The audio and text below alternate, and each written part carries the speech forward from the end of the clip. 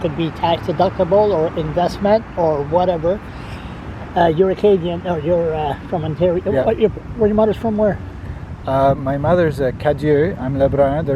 We're both Quebec, like Montreal roots, basically. Montréal roots. Bon québécois, pas un maudit québécois. Bon québécois, ça c'est bon. Ça, on veut dire, c'est rare. C'est ça, Charles. Tu doutes beaucoup de mémoire, t'as des flashbacks. Anyway, so that bon Charles, you have a good heart. Yeah.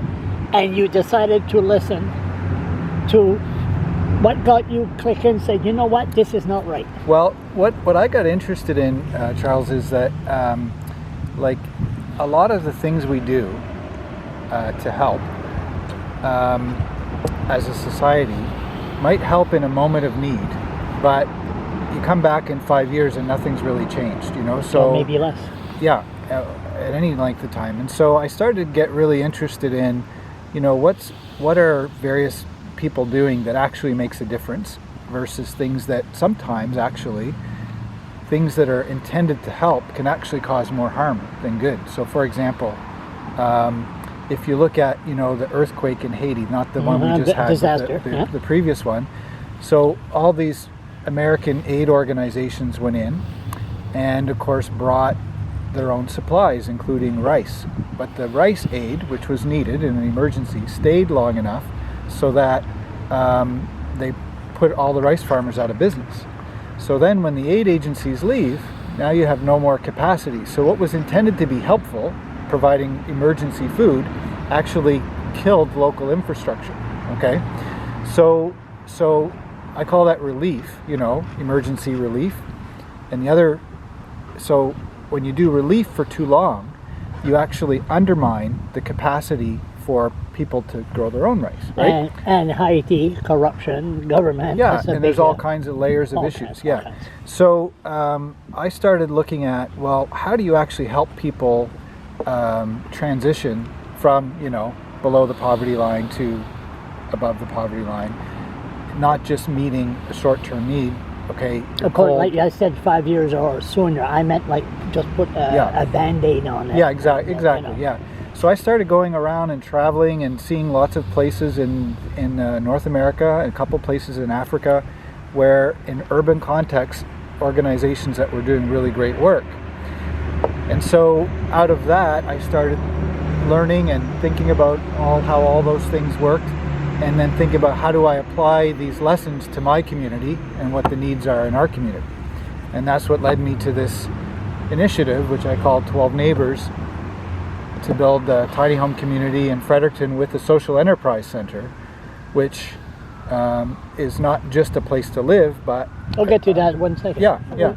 So you came around, and did you go by the soup kitchen? Did you walk around and talk to people? Yeah, absolutely. I started to spend a lot of time with, you know, so for example, I would go to a barbecue, let's say on Dune Street, and someone would be doing a barbecue there.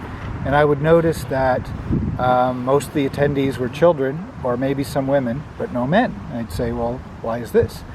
And people would say, well, you know, they're maybe ashamed to come out here because they don't want to admit they need food, so they send the kids.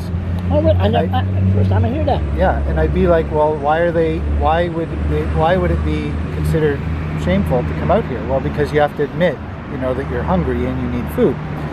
I was like, well, why aren't the men on the other side of the barbecues cooking the food, you know, or people in the community? Because you have the volunteers on one side and the food line on the other side, right? And what you start realizing is a lot of the things that are designed to help inadvertently create a sense of shame, you know, because you have to like explain your situation. You know, let's say you go to a food bank, you have to explain your situation. Everybody has a story. Then you get your food, right? Yeah. And so I started to get involved in and just observe and learn and talk to people. And if I just knock on your door because you live in a poor neighborhood and I say, here's a sandwich for you, but I don't ask your name and I don't learn your story, am I making you feel better about yourself or worse? Well, you might be thankful for the sandwich, but I'm telling you that, you know, I'm pretty sure that you can't get your own sandwich and you need one from the outside, right? So yeah, and I started to spend more time in different contexts. Are you religious? I am, actually. What are you?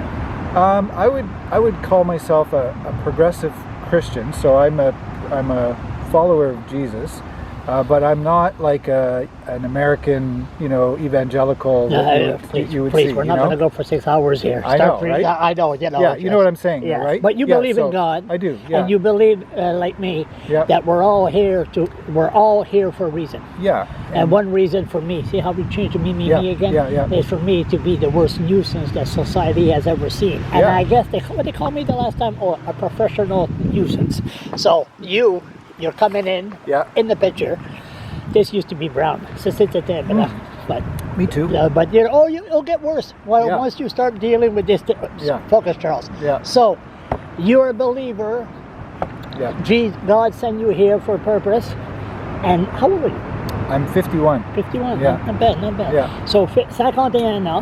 Yeah. And then, so like you said, I'm sorry I cut you off. No problem. And then you just go door to door, and well, this summer I've been spending some time with people that are living in the tents and the various. Did you go there? Yeah. Okay. Yeah. So what did you get from that? Well, the first everybody has a hard luck story. Yeah. Well, the first thing. Now, are you a psychologist? I'm not, because I can't listen. As you can tell right now, I'm not a good listener. Yeah. It's just like the politician in there. But the politician, I think that you have a worse problem with squirrels than your dog. But seriously, they all got a story. Yeah, absolutely. And most people end up in circumstances for all kinds of reasons. Most of it is luck. They didn't win the zip code lottery or the parent lottery, or they didn't win the education lottery. They just had circumstances. It's not because they don't have ability to work hard. It's not because they're not intelligent.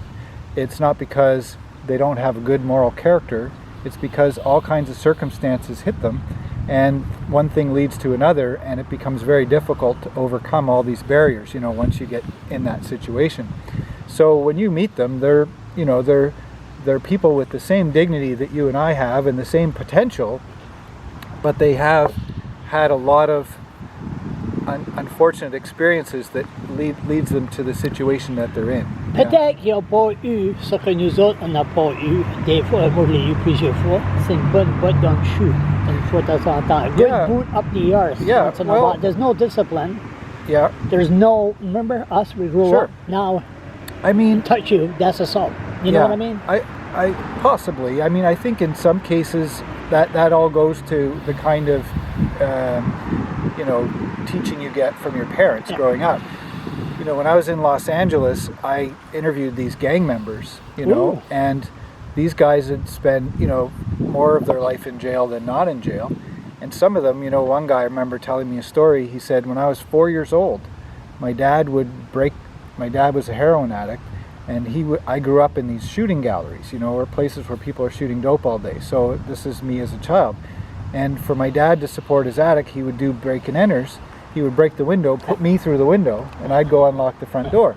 So at 9 years old, he joins a gang to get away from his dad, And so did he need a kick in the rear? He just had everything set up wrong, Yeah. But then you have, I was going to get, but it looks like we're going to get to that sooner. Okay, no, we'll go back to that later. Yeah, okay. Now, you decide to buy a piece of land? Yeah, it didn't start with the land, but it started with the vision for what I wanted to do. Okay, the vision. What is it called? I call it 12 Neighbors. Okay, 12 Neighbors, a vision. Yeah. Who's with you? Who's with me? Yeah, is there a committee? Is there just you? And God? Or? No, I have lots of friends who've come alongside to help me. Some are engineers, some are financial people, Anonymous? Well, there's two people on our board that's on our website. So Peter Lee, he's a structural engineer. Okay.